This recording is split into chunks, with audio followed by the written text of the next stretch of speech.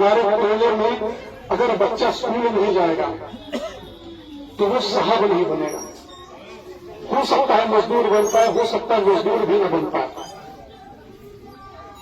Jailer बनाना है, jail का कैदी नहीं बनाना है, पुलिस वाला बनाना है, आर्मी का जवान बनाना है, पुलिस से आर्मी से भागने वाला लोग नहीं बनाना है। वो करने का एक ही रास्ता है, स्कूल में जाएंगे, आंगनबाड़ी में जाएंगे, बच्चों को विदाउट फेल जाना है।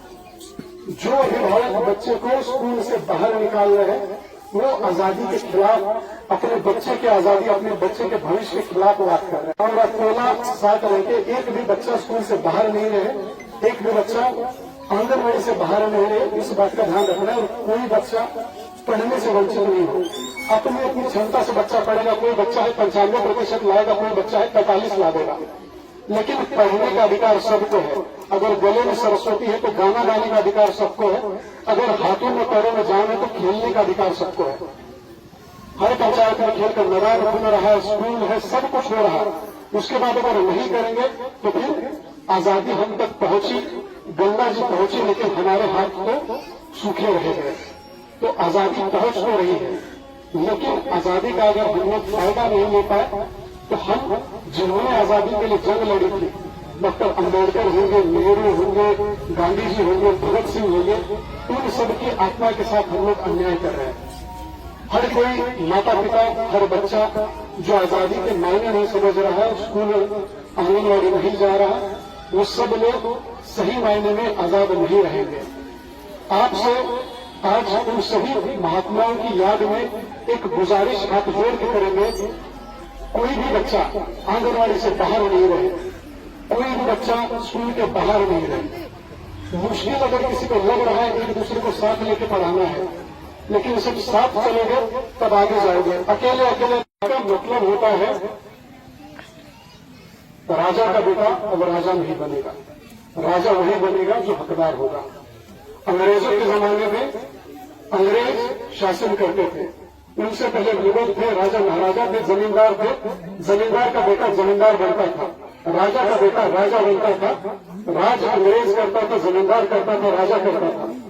15 अगस्त 1947 में ये देश ने तय कर लिया कि राजा का बेटा अब राजा नहीं बनेगा, चाय बेचने वाले का बेटा देश का प्रधानमंत्री बन सकता है, गाय चराने वाला, भैंस चराने वाले का बेटा बिहार का मुख्यमंत्री बन सकता है, झाड़ू पोछा करने वाली कोई महिला है उसका बेटा जिले का कलेक्टर डीएम बन सकता है।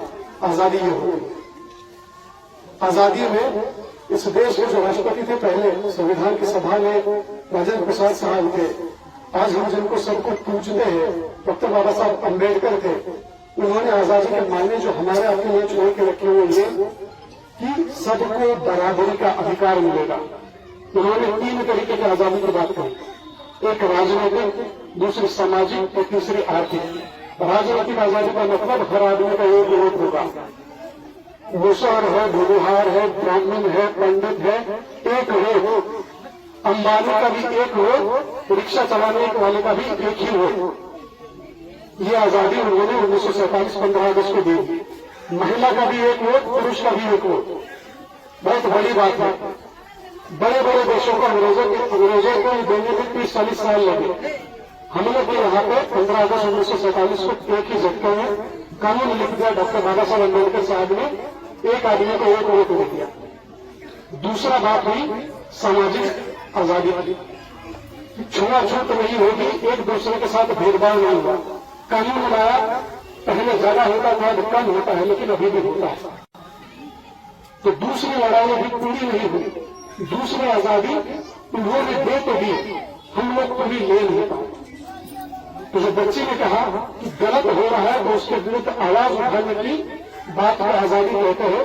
तो अगर हमारे साथ भेदभाव हो रहा है तो उसके विरुद्ध लड़ने के लिए हम जो करेंगे वो आजादी है। कानून उन्होंने बनाया, उसके आधार पर अगर हमारे साथ शोषण हो रहा है, हमारे साथ कोई गलत कर रहा है, प्रशासन कर रहा है, पुलिस कर रहा है या फिर दबंग कोई कर रहा है, तो वो आजादी है। तीसरी आजादी मुश्किल है, आर्थिक आजादी।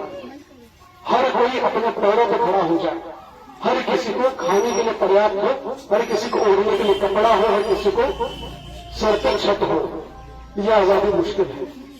इस आजादी को सिर्फ कानून के माध्यम से नहीं आएगी। ये आजादी लाने का सबसे बढ़िया रास्ता 150 साल पहले महात्मा फुले साहब ज्योतिबाई पत्नी थी सावित्रीबाई फुले, उन लोगों ने शुरू किया। बहुत सारे महात्मा लोग ने उसके लिए आजादी के लिए लड़ाई लड़ी।